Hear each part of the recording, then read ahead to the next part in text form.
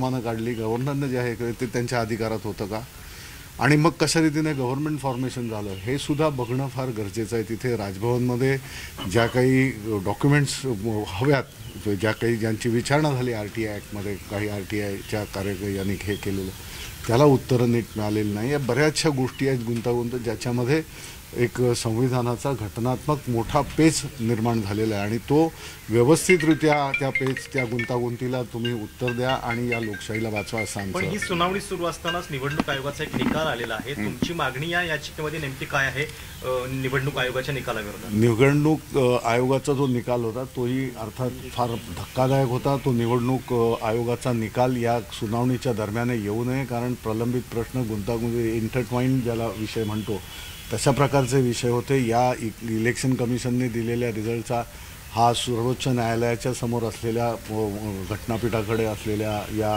केस संदर्भामध्ये त्याचा विपरीत परिणाम होऊ शकतो. आणि म्हणून आणि जो धक्कादायक निकाल यासाठी की ज्या गोष्टी निवडणूक आयोगाने स्वतःहून पक्षकारांना जवळ मागितल्या होत्या, आम्ही त्या दिल्या होत्या त्यांना हव्या असलेल्या नमुन्यांमध्ये, विशिष्ट करून ज्या ॲफिडेविट्स होते, इंडिव्हिज्युअल ॲफिडेविट्स तुम्ही ते इंडेक्सिंग आणि नंबरिंग वगैरे करून विथ नमुन्यामध्ये द्या वगैरे, हे सगळं खटाटोप मग का करायला लावला? जर हे सरळ सरळ असं दिसतंय म्हणजे दिसता क्षणी किंवा कोणी त्यावरून असा निष्कर्ष काढू शकतो किंवा अशा प्रकारचं एक तर्क स्वतःचा येतो की मग हे एवढं इथपर्यंत का झालं. आणि मग संघटनात्मक बाजू ही अजिबात न बघता त्याला काहीतरी वेगवेगळे की अनडेमोक्रेटिक कॉन्स्टिट्यूशन आहे, ती कॉन्स्टिट्यूशन आम्हाला 2018ची मिळालीच नाही, त्यांच्या पुढच्या सगळ्या ह्याच्यामध्येच सगळ्या विसंगती दिसून येत आहेत. एकीकडे त्याच कॉन्स्टिट्यूशनचा आधार घेऊन ज्यांनी स्वतः प्रतिनिधी सभा बोलवली, ज्यांनी स्वतःला डेझिग्नेट नवीन करून घेतलं, पक्षप्रमुखांचा तिथे उल्लेख होत आहेत, मग तिथे तुम्ही डेमोक्रेटिकरित्या त्या सगळ्या गोष्टी मांडतायत आणि इथे तुम्ही लोकशाहीच्या विरोधामध्ये असलेली घटना म्हणताय. ही विसंगती आहे, फार मनाला न पटणारं किंवा दिसता कोणी जो पाहेल त्याला हे कुठेही त्याच्या सत्सद विवेक बुद्धीला एक चॅलेंज करणारा अशा प्रकारे. पण सर, काल सुनावणी घ्यायला नकार दिला तुमच्या याचिकेवर. आज तुमच्यासाठी तो मुद्दा कितपत महत्वाचा आहे? मूळ सत्ता संघर्ष सर्वोच्च न्यायालयासमोर एक क्रम असतो. सर्वोच्च न्यायालयासमोर वेगवेगळ्या विविध ठिकाणाहून विविध लोकांच्या विविध संस्थांच्या अशा वेगवेगळ्या केसेस असतात. याच्यावरून त्यांनी नाकार वगैरे हे शब्द जे माध्यम बोलत आहेत याने तुम्हीच तुमच्या लोकशाहीला धोका निर्माण करण्यामध्ये तुमचाही हातभार लागतो हे सरळ सरळ दिसतंय. नकार दिला म्हणजे काय दिलं? त्यांनी हे केलं की उद्या तुमचं परत मेन्शनिंग करा, त्याचं नंबरिंग झालेलं आहे. असं नाही की त्यांनी सर्वोच्च न्यायालयाने ते बघूया आपण काय करतायत ते माध्यमाने. शिंदे गटाने ज्या पद्धतीने निर्णय घालतो, मुद्दा सुब्रमण्यम स्वामी भाजपचे खासदार आहेत, ते उद्धव ठाकरे यांच्या बाजूने त्यांनी आता थोड्या वेळापूर्वी ट्विट केलेलं आहे. इलेक्शन कमिशनर जे आहेत तर त्यांची भूमिका ही संशयास्पद आहे असं त्यांनी ट्विट केलेलं आहे. वित्तमंत्री असताना सुद्धा त्यांची भूमिका संशयास्पद होती, त्यामुळे त्यांना हटवणं गरजेचं असल्याचं भाजपचे खासदार म्हणतात. अर्थात आता सुब्रमण्यम स्वामी हे निष्णात इकॉनॉमिस्ट आहेत, अर्थतज्ञ आहेत, एक पार्लमेंटरियन, इफेक्टिव्ह पार्लमेंटरियन होता आणि देशाच्या संपूर्ण एक बराच काळ त्यांनी याच्यामध्ये घालवलेला आहे पॉलिटिक्समध्ये, इंडियन पॉलिटिक्समध्ये. आणि एक खरोखर बऱ्याच विषयांवर चांगला सखोल अभ्यास करून बोलणार आहेत. त्यामुळे त्यांचंही मत हे लक्षात घेतलं पाहिजे. त्यांच्याबरोबर कितीतरी कायदेतज्ञ आहेत ज्यांनी आपापलं मत नोंदवलेलं आहे. बरं, या कायदेतज्ञांनी कायद्याचा हा अभ्यास केलेला नाही का, कॉन्स्टिट्यूशनचा अभ्यास केलेला नाही का?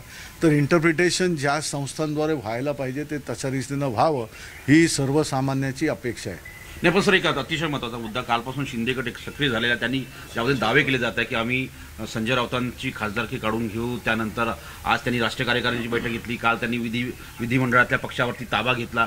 केंद्रीय निवडणूक आयोगाच्या निर्णयानंतर त्यांनी तेजीनं काम सुरू करायला सुरुवात केली आहे. याचा विरोध करणार आहे का आपण? अहो बघा, जे अधिकार त्यांना मिळालेले आहेत, जे अधिकार आता इलेक्शन कमिशनने तात्पुरते असतील कसे असतील कोर्टामध्ये त्याला चॅलेंज केलेल्या सर्वोच्च न्यायालयामध्ये, परंतु तोपर्यंत ज्या गोष्टी आहेत त्याप्रमाणे जर त्यांचा काही क्रम असेल आणि ज्या काही एक वेंडेटा पॉलिटिक्स म्हणा, एक विंडिक्टिव्ह पॉलिटिक्स म्हणा, याचा जर कोण अवलंब करत असेल तर त्याला आपण ह्याच्यामध्ये लोकच शेवटी बघतात. शेवटी या लोकशाहीमधला सर्वश्रेष्ठ हा मतदार असतो, सर्वसामान्य माणूस असतो.